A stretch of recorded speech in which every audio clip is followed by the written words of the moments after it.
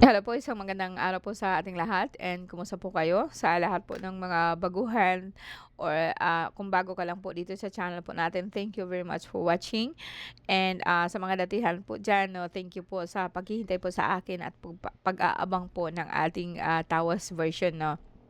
Now, actually, now nasa Capricorn na po tayo. So, be reminded lang po guys na hindi lahat po ng Capricorn may sakit. Ang ginagawa po natin dito is tinitingnan po natin kung ano po ang nangyari sa inyo via tarot card. Kung meron po kayong mararamdaman or meron kayong nararamdaman, meron kayong sakit. And then, dito pwede po ninyong i-refer, no? And this is a point of reference po, no? Ibig sabihin yan is like magkakaroon ka ng idea kung ano po talaga nangyari sa'yo. And if ever na may doubt ka, pwede pa rin po niyo tingnan yung ibang videos ko and about sa Capricorn Tawas. No, marami na ho ako. I think 15 na lahat po. And actually, second segment po natin to ng ating tawas ngayong 2026. So, let's begin, no? So, sa mga nandito ngayon, please po be reminded po ng dasal natin is Latin.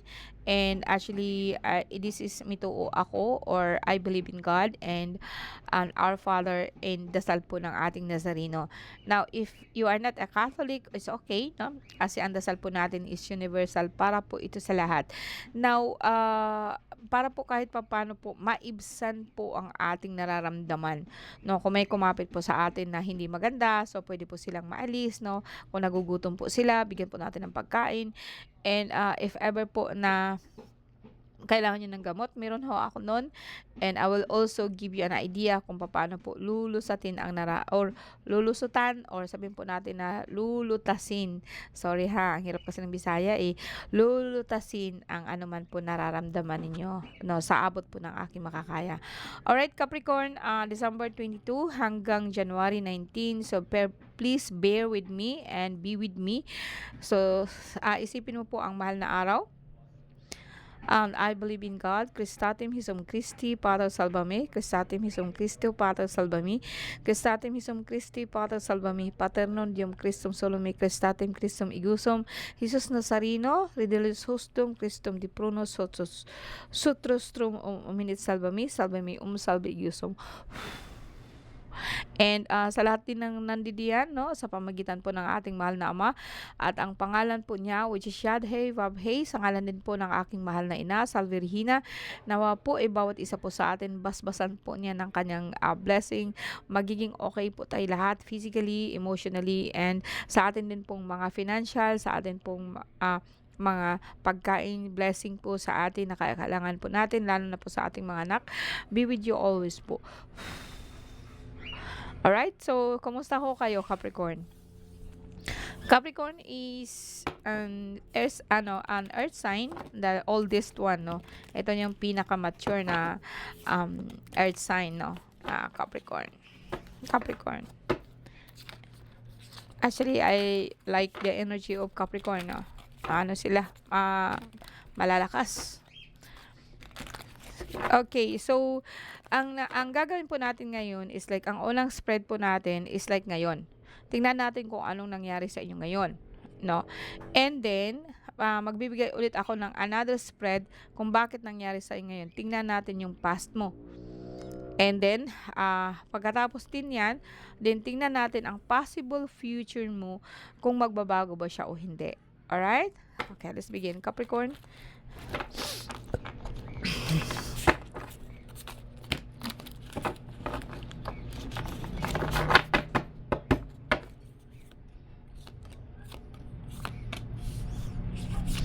Bakit hiwalayan na agad? Okay. Sa ngayon po guys, no, ang sentro po ng card mo, may nakita po ako dito, may problema ka sa kidney. Pwedeng sabihin po natin mataas ang creatinine mo. Pwedeng sabihin po natin na nangangalay po ang iyong lower back. Pwedeng sabihin po natin na parang masyado pong ngalay yung lower back mo and masakit po pag naglakad. Ang iba nito, may nakikita din po ako dito na ang iba is hindi na po makakalakad.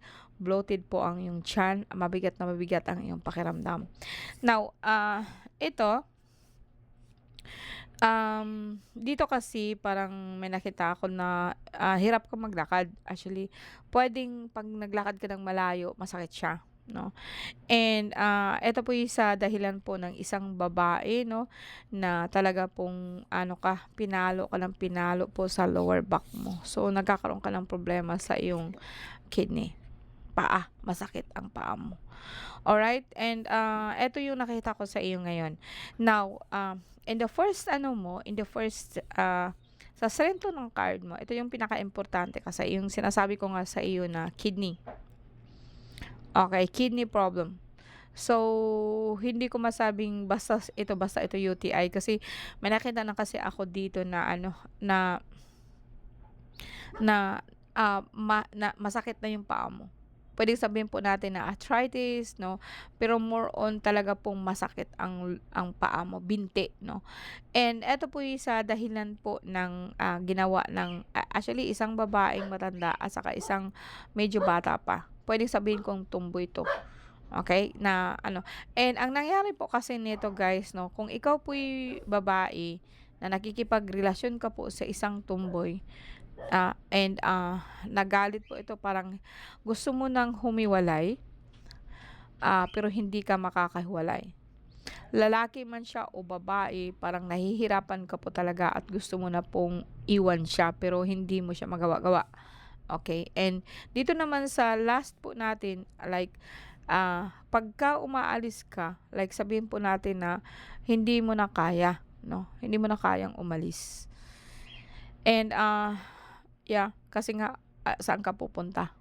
Pero may nakikita ako dito na mga ano, puwedeng sabihin po natin na pinagtutulungan ka. Kulang po talaga ito guys na ibang paraan. And, yeah, so isang matanda po na binind ka, like kaya po ang masakit masyado yung dito mo, itong dito, dito. Okay, so yan, masakit po yan, parang hindi mo siya kayang igalaw. Yep, yun ang nakikita ko na sakit mo. Now tingnan natin in the past mo, no, why it happened. Capricorn.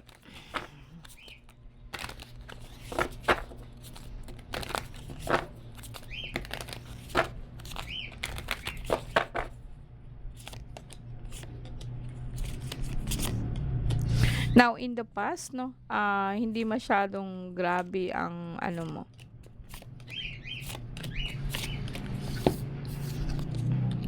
Ano talaga 'to guys, parang ano ba, blue girl. Alam niyo yung blue girl? Yung parang ano, tomboy gano'n.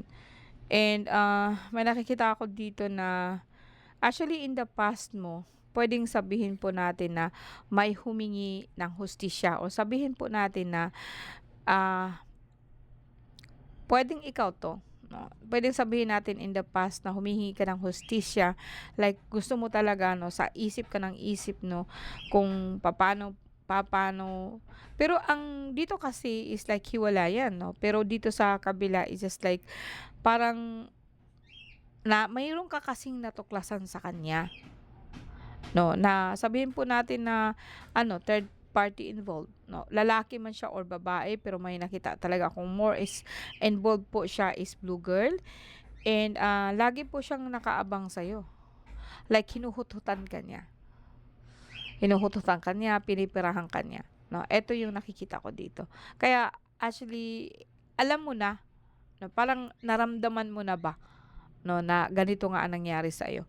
And, dito 'pag sabihin po natin na ano, na grabe ang pag-iisip mo, you are worrying too much about money, the more sabihin po natin na you are worrying too much 'no, yung grabe po yung regrets mo, yung grabe yung pagsisisi mo. And puwedeng sabihin po natin na kasi you are wondering bakit ka nagkakaganito, bakit ka nag-aano, you are wondering bakit, nagkakaroon ka ng ganitong klaseng sitwasyon. And, talaga pong yung bagang sa kaibuturan ng puso't isip mo, hindi mo alam exactly what happened, but nararamdaman mo siya and humihingi ko po ikaw ng hustisya 'no. And dahil po dun na parang kaya po ngayon dahil po dito, parang nalaman mo na parang meron ka ng kutob, meron ka na pong ganito kasi that's why you decided to leave. Kasi ito po kasi is third party involved, no? Para kaso lang, sabi ko nga sa'yo, yung pagsisisi mo, huli na, andyan na lahat, nandyan na rin yung una po is like, wala po ikaw pera, parang wala ikaw papuntahan, wala ikaw patutunguhan, parang nag-iisa ka lang sa mundo, no? And wala kang kasama, and there's something like, sinasabayan pa ng orasyon nila, as in malakas ang orasyon nila. No? Malakas ang orasyon nila. Kasi, ito, pwedeng sabihin din to na ikaw, you are seeking justice. But then, malalakas sila, be, kasi marami sila, oh. Marami sila, no? So, parang sabihin po natin na isang grupo ng kulto ang nakasalumuha mo. Membro ng kulto ang nakarelasyon mo. Wala akong nakitang babae talaga. Ang nakita ko talaga ito lalaki, ang nakikita ko talaga is like tomboy. Pwede din sabihin po natin na tomboy, bakla, ganon. Kasi more on, kung lalaki man ka, ikaw po babae ang nagsisik po ng justice. Babae, more on babae, isang babae ka na nakakaroon ka ng problema, no, nakarelasyon na hindi siya maganda. Kasi nakikialam kasi nanay nito eh. Etong tomboy na to, okay naman to eh. Pwedeng iiwan ka niya or iiwan siya kasi iba siya. Iba siya. No, ang ano nito is like kalmot. Marami kang kalmot. Marami kang kalmot usually sa kidney. May bato ka po sa kidney kaya po nagkakaroon ikaw ng problema na ganito. Medyo matindi ito. Kailangan mo ng gamot, kailangan mo ng palangga, kailangan mong ritualan ito para matigil po ang ginagawa nila. And kailangan mo ng tulong ASAP. Okay? Now, in the future, tingnan natin po guys. Capricorn.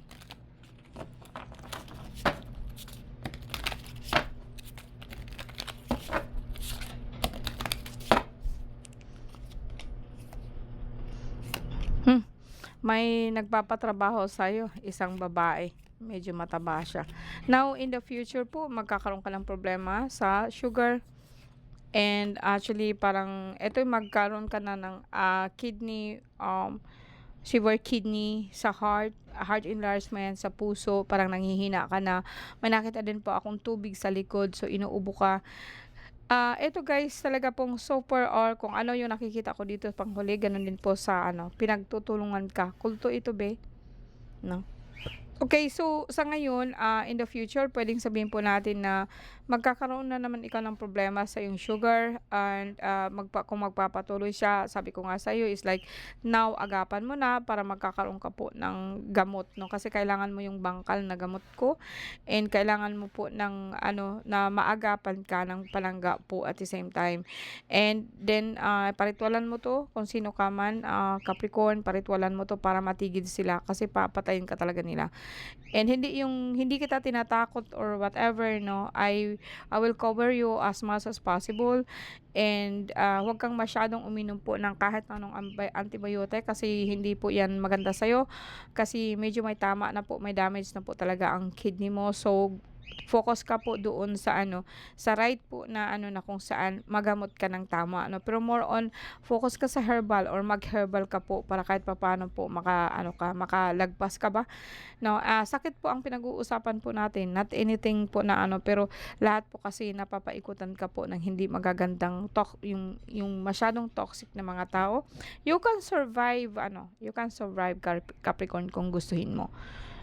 Okay, actually ang lakas mo, no? Ang dala mo actually is yung tinatawag po nating pinakamalakas na entity. And kung mag-focus ka sa kanya and magiging ikaw siya isa and then gawin mo ang ritual na to. Kung gusto mo, pwede kang magsindi po ng kandila po na pula, no, against po sa kung sino man pong gumagawa nito. And isipin mo po na matutunaw lahat ng ginagawa mo. But kung hindi man po, kailangan mo talaga ng tulong kasi marami sila. Bakbakan ka ng isa na naman, yung isa na naman, yung isa na naman. Okay, so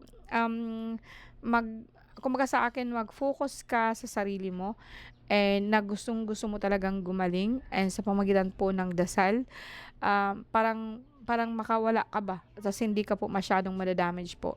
Alright, maraming salamat po Capricorn. Magandang araw po sa ating lahat and have a good day po.